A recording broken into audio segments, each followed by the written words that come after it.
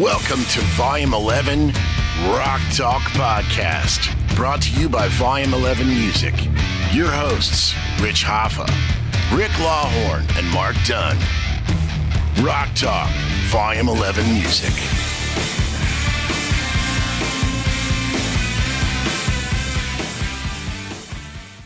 Hey, how's it going? Welcome to Rock Talk at Volume 11 Music in Fredericksburg, Virginia. My name is Rich. Rick Lawhorn. Mark Dunn.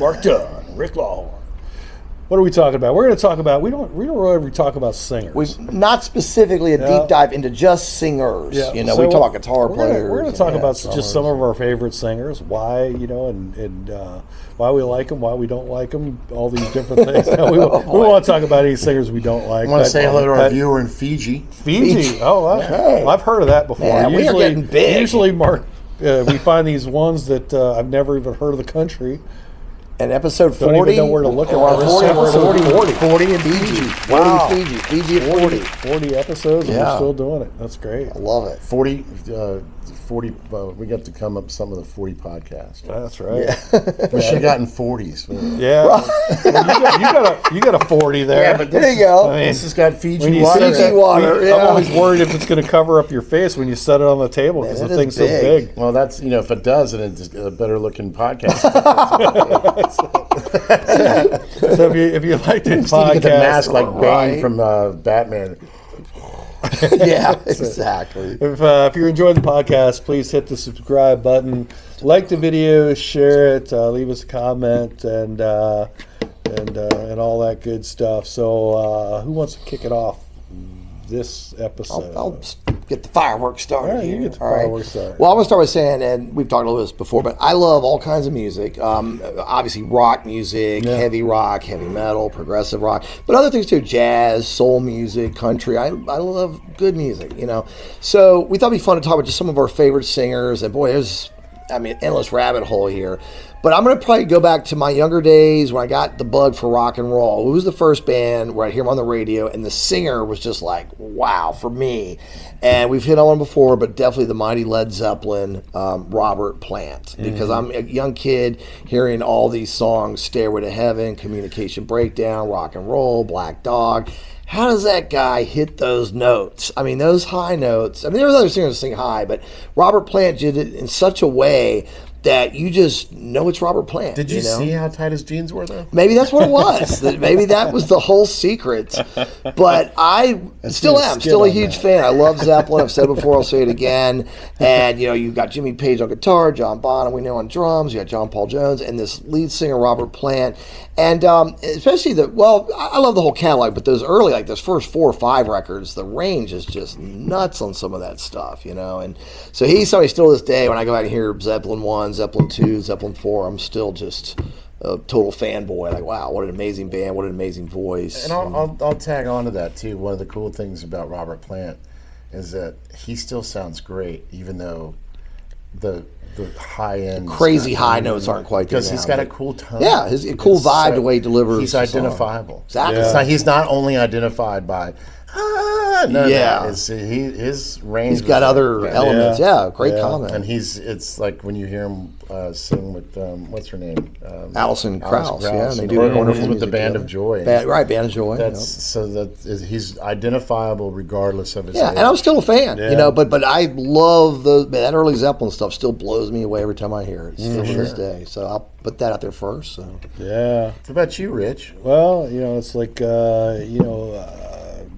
who was I talking about earlier? We talked about Tesla. Yeah, Tesla. Jeff Key. Well, no, yeah, Tesla. Tesla's great. It's I like that bluesy, more raspy tone voice. that he's got. Yeah, good singer. Similar to a singer for Mr. Big. Those two bands. Aaron Martin, I love the vocals of the bands.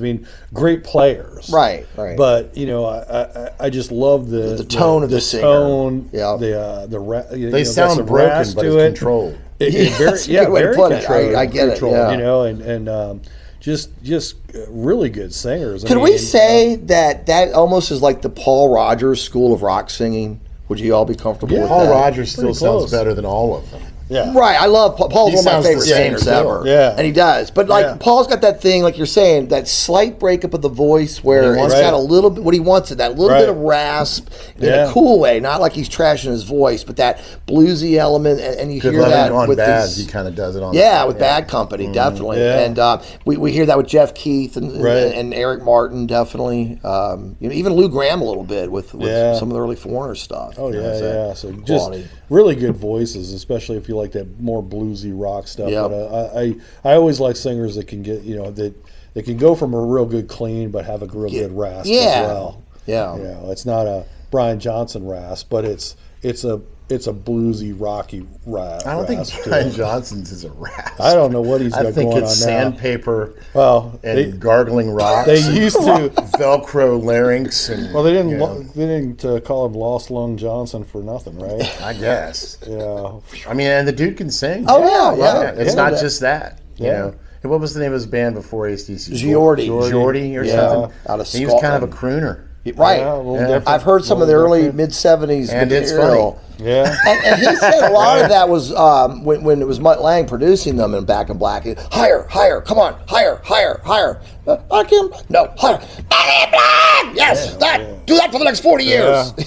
Well, and Mutt Lange's the one that figured out Joe Elliott should have been the singer, right? Yeah, right. Yeah. Same kind of thing. I mean, push that voice as high as you can get it, and like even Brian has said in interviews, I didn't know I was going to have to sing like that for the next 45 years, but that's kind of where they put his range. It obviously worked, but it's very different if you go back and listen to Geordie, because he's more like almost like a baritone, a little bit of a deeper mid-range, and then he's screaming his brains out from Back in Black. Which is weird, like that you're able to do that. Can almost change textures vocally. Yeah, it's a different animal, though. I mean, you're damaging your throat when you sing like that. I mean, I'm not judging, but that is what you're doing. Oh, right, Screaming in pitch. Right. Screaming in key. Tearing up your vocal cords there. Who you got, Mark? I'm going to give a couple if that's all right. Yeah, absolutely. This is a cool topic. A lot of great songs. So, and this is well before our time, and some people might find it odd, but Frank Sinatra and Marvin Gaye, and this is, I put those two together in the same category, even though they are stridently different, because they're actually not. Yeah. They sang like horn players. Okay. And they would sing over measures, and they would inflect differently. They did not have this kind of cadence where it was the same thing for every line of every measure, which you find a lot in blues music. Yeah. And Marvin Gaye was a drummer. He was a Motown drummer that just happened to have the voice of an angel, man. And if you listen to those guys sing, it's obviously going to be way different music, but they are of the same type of thing. Yeah. Where their voice is truly an instrument that's delivering words instead of just notes. Right. That's how I look at it. That's a great way to And so those two, and Christina Aguilera is one of my favorite singers. Great range, amazing power. Ridiculous. Her voice, when she sings, she doesn't just sing the vowels to just do it. I mean, she has that control. Control of doing it, yeah. And what I mean by singing the vowels, when somebody holds out a note and goes, hey, I owe you, it's like not necessary. But she's just great. And in country, Dwight Yoakam. Yeah, I always liked Dwight Yoakam. I mean, he might sound like Kermit to some people, but no. There's something really unique about his voice, and that's what I always liked about vocalists in general. It's and I think that's what mainstream pop. My wife, of course, we watch these singing shows and everything, and it's like it sounds like somebody the same. It's the same old, and then you'll find this really unique singer, and of course they don't most of the time won't make it all the way through, but they just for me that was it. They're like that's really good, but there's so many really good ones out there. I mean, and then you've got the screamers out there. A singer for Bullet Boys. Oh, good Lord, what was man. his name? Like Mark Therese or something like that. I think that was his name. Like that. Yeah, he was a screamer, definitely. I guess he's still out there doing it too. He's still out there doing it. He still sounds really good. He's a great guitar player too. Winger and Cinderella. Oh, wow. Yeah, man, he can belt it. Yeah, powerful voice. Yeah. Lizzie Hale. Yep, Lizzie Hale, strong Man. set of pipes, Wow, no doubt. she's Of got a course, set of pipes legendary Ronnie James Dio, going back to Rainbow and Black Sabbath and Dio, and I mean Dio just phenomenal power and he was he was his unbelievable. voice. He had the band Elf. Elf, that's right. He did, didn't He he? did. Yeah. Elf. Cashed in on his 4'11"ness. Yes, Wasn't he? They were Elf. That's right. I have to listen to That's them. I true. remember the band. Oh, the songs were short. But wasn't he? He was in. He was in a. Mark will be performing at Yuck Yucks all week. Down Hate at mail. Vegas Strip. Mark Dunn. Hate mail right there. Hate mail. Well, then the guy quit, and it was just Self. Oh, that's great. Oh my God! Yeah. Ronnie James Dio. Ronnie James Dio. Great set of great. pipes, though. Oh, yeah. Such a big voice for Yeah, seriously. But He's great. it was great when we met him out met there him. at the NAMM show. Yeah. He's a sweet ditched- guy. Yeah, he's very He nice was guy. really Very super nice. We ditched the keyboard player. Well, he took the picture of us. We said, "Hey man, can you take a picture of us?" And he Hand just him a smiled. camera And Dio looked at him and laughed, and it was funny because I don't know who the Yeah, the keyboard he's player. the keyboard player in Dio, and he's taking And a you're like, hey, picture do you of guys use the same hair dye? Yeah, But Dio was actually he was well known for taking time to speak to his fans, and evidently his memory of having met fans from previous tours was astounding. Oh yeah. Like he could say, cool. "Hey, when I met last you saw back in Detroit or somewhere." Wasn't your mom sick or something? What happened? Like Yeah. personal stuff. Wow. So he was an interesting guy. Yeah. Really is. Yeah, he was. Oh, I watched the documentary of him. It was what a. Yeah, he was just a great musician. Huge voice. Yeah, I mean, huge just voice. a I mean, and he was a big- crooner. He was a crooner Yeah, early he was on. a legit Seriously. crooner. Yeah. Slick back Yeah. hair. doo-wop guy. No, Oh, in the yeah. 60s. I've seen totally. pictures. Because he Yeah. was born in 42. Right. So in 62, he was, before the Beatles broke, he was 20. Yeah. And he was doing kind of croony stuff, and he had the slick back hair, Yep. short, at that point. Yeah, for sure. And then he turns out to be this amazing, powerhouse metal kind of Which is singer. so crazy. 'Cause Yeah, to me, it is. I mean, there's so many guys there's a number of guys that we would define with heavy metal. Rob Halford. Yeah. Bruce Dickinson of Dickinson, Iron Maiden. Right. Paul Rogers, not heavy metal, but Yeah, just a Yeah, powerful those type of things. belter of a voice, But right? Dio's voice is like this different instrument amongst that genre. Yeah. And Right. I've never heard anyone say anything other than how great. Oh, no. Yeah, Everybody's, yeah. he's amazing. No one's going to knock his No. singing. Even if the songs were cheesy. Right. Yeah. But the vocals are, just right on. And when I Yeah. say cheesy, I mean, I'm not saying that they weren't great, but there's that kind of genre typical. Oh God, another one of these riffs. But he would just come out. Okay, well, it's Dio. But Yeah. the pipes on that, the vocals. Yeah, he was incredible. With Tone-wise, too, just himself wanted to and- make. He could be like an opera singer if he wanted to, just with that I mean, he tone. was. Well, he was, Yeah. yeah. Yeah. Right. Yeah. Yeah. Especially sing about elves in the Shire. Yeah, right. The whole medieval type of thing, but And of course, we did talk about this a little bit last episode, but I got to throw, the great Freddie Mercury from Queen as far as yeah, singing. yeah, I mean, 100%. you go back and listen to that Queen catalog from the Yeah. first album to Innuendo, and there's just so many types of songs and key structures, and it didn't matter what the key was. You can sing in any key. No auto-tune. Yeah. No auto tune. He's, just wailing on everything. And the harmonies and. You definitely have to. And I think auto-tunes ruined music a little bit. I think so. I've said that for a while now. Can you imagine if they auto-tuned some of the Chili Peppers' biggest hits? I mean, that dude is It's just verifiably flat. I mean, like Right. He's in between the black key and the in white the- key. Somewhere. yeah. He sings the microtones. Exactly. So, yeah. But if you fix that, it would be awful. It wouldn't be the Chili Peppers. Yeah. That's their sound. The humanity of it is the distinct nature of it. And based on that comment, we could also kind of open up a little chapter of singers that maybe they're not the greatest technically singer, but it's them. Like I've always said, Right. Mick Jagger. You hear the Rolling Stones, Yeah. and you hear Mick. I'm not saying Mick's the greatest singer in the world, but it's the Rolling Stones when you hear Mick Well, that's Jagger. the thing about rock. Rock, especially Stylistically. in the 60s, 70s, 80s. Yeah. You know who that is. Right. You know who it's in certain players. I mean, you know Yeah, who they are. right. Just by hearing Barry them. Gibb. But- Yeah, the Bee definitely. Gees, they were great. Well, that's Tom Waits. Tom Waits is interesting vocal delivery. Yeah, especially, I mean, you could spin the album and you'd still get a spit on you. He would Oh, that's it. But it's like for me, I'm a sucker for harmonies. Right. So I yeah, went the vocal went to harmonies, see yeah. smaller show. It's Brian Setzer Orchestra, and Brian, of course, travels. He was doing this Christmas extravaganza tour that he did. I mean, just Christmas, absolutely fantastic. But he brought over a rockabilly band from Sweden called the Slaptones, and it was a family band, 3 daughters, and the dad played drums. But the girls, I mean, their vocals, I mean, they're great singer vocals.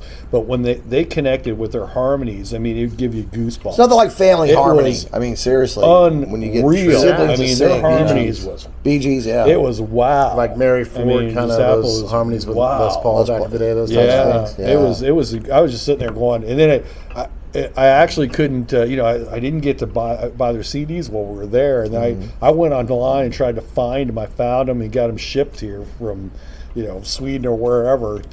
But great harmonies on that band. It was. I don't think they're together anymore, but it was a great show. I mean, seeing them, but the harmonies were unbelievable. Yeah.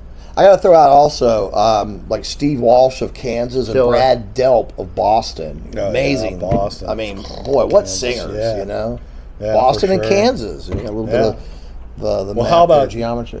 Sticks? Sticks. Sticks. I mean, Sticks. Great singers. Tommy Shaw, Dennis DeYoung, Cartman. Cartman. Yeah. I do remember that. Yeah, Eric Cartman. That's right. Well, and here's the thing though, when we talk about these singers, Tom Waits aside, and but in the rock genre, they were epic operatic songs a lot for them to sing. I mean, so the showcase was almost hyperbolic for their voice, especially with Freddie Mercury. Yeah, I remember Bohemian Rhapsody, Queen 2, that entire Queen 2 album. It's like, that's the kind of thing you would expect to not hear on a rock and roll album. Yeah. And when those types of singers would juxtapose their capability. Like if you heard Dio sing a cappella, it would sound like a gravelly opera singer. Right. But then you put it in the context of Holy Diver. Yeah, right. With the groove behind it, it's metal. and all of a sudden it's like metal. So they were very swift and smart in being able to display their capabilities, whether they knew it or not. Yeah. And of course that's just us overanalyzing everything. Everything like we do. That's what we do here at Volume 11 Music. We deconstruct the music for you. Yeah. But that's there's a ton of them. But I think the why I picked the guys like Marvin Gaye and Frank Sinatra, like they wouldn't be in the normal discussion mode. But if you go and listen to them, more people take from them than people would ever admit to. Yeah. Rock people, blues people. Yeah. Sure. Tony Bennett, there's another one. I would put in there. Great tone, wonderful voice, and I guess in that crooner sort of thing, I guess, as far as stylistically, but wonderful singer. Yeah. I mean, and when he was pretty ate up with Alzheimer's right before he passed away, but he could hit the stage and I watched some clips of him. 60 minutes it was amazing. Yeah. Still came back to him when he got up on that stage, and phenomenal talent. I mean, I don't understand that. Yeah. Like he's out of it. He's in his own world until the curtain opens, and he's like, "Hey!"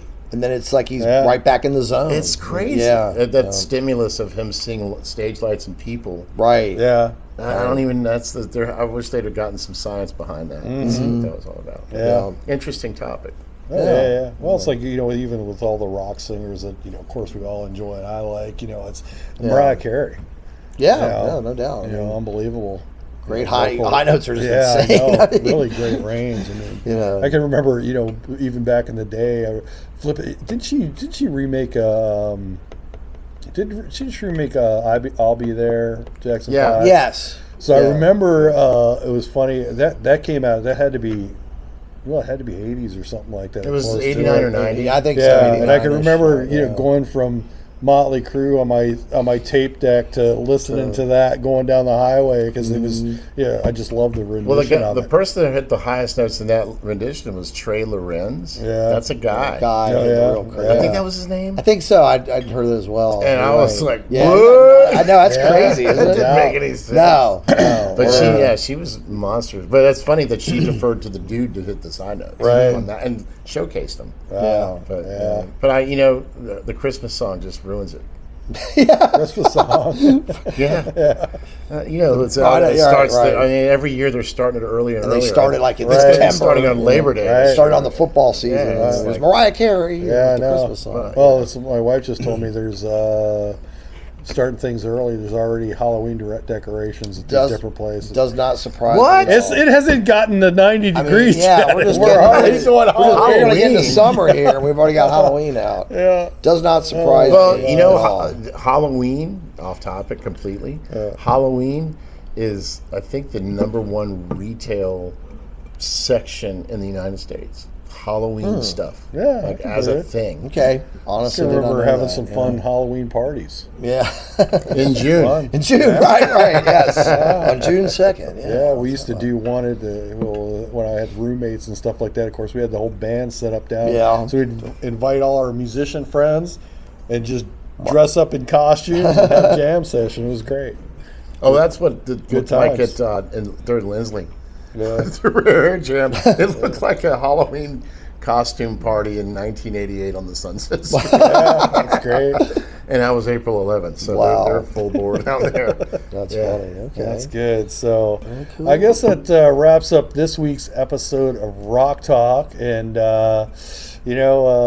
don't forget to support your local music stores and your local musicians. If you like what you're hearing, get out there and hit the subscribe button for the podcast. Like the video, share it. We're still trying to get to 1,500 followers on YouTube and all that good stuff. So where are you guys playing at this weekend? I've got Sunday. This will be Father's Day Sunday, which is June 15th. I'm performing with the Tyler Nichols Band out in Colonial Beach. Really fun band. Tyler's a great guy. I always enjoy working with him. Classic rock, a lot of 70s rock, and this is at that main strip. It's they do a car show out there. Okay. And a lot of people bring sports cars, old like 57 Chevys. They come up from like Baltimore to Richmond. Usually 4,000 or 5,000 people at this. It's a really big event usually, so it's a lot of fun. I think it's from noon to 4, right on the main strip there in Colonial Beach on June 15th. Yeah, cool. And today's the 12th, so I'm wishing my son Dan a happy birthday. Yeah, happy There birthday. you go. Happy birthday. Yeah. And then Happy tomorrow, Friday the 13th, Friday Yeah. the 13th. I'm going to be at Log Home Brewery, which Cool. with my Cactus Jack tribute. Yeah, Right?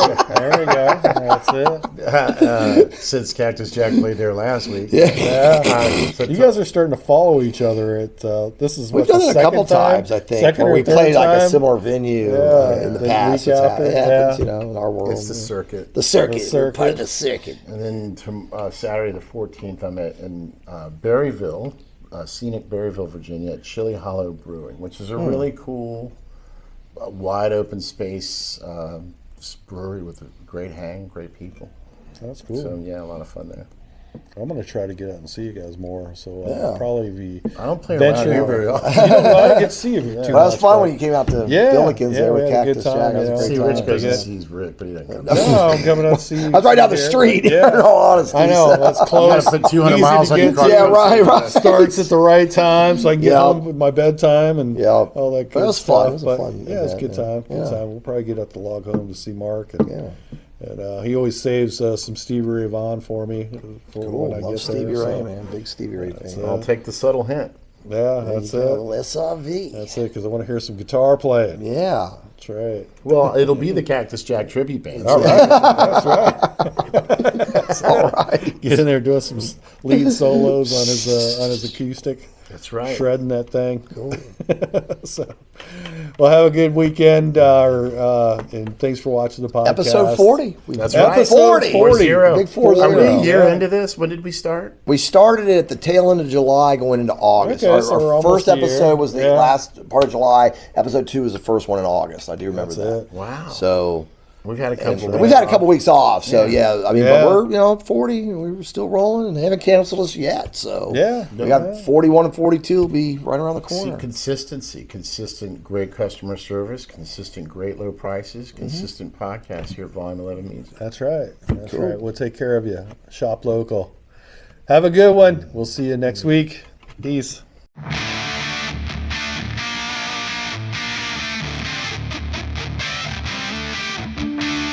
This This has been an episode of Volume 11 Rock Talk Podcast, brought to you by Volume 11 Music.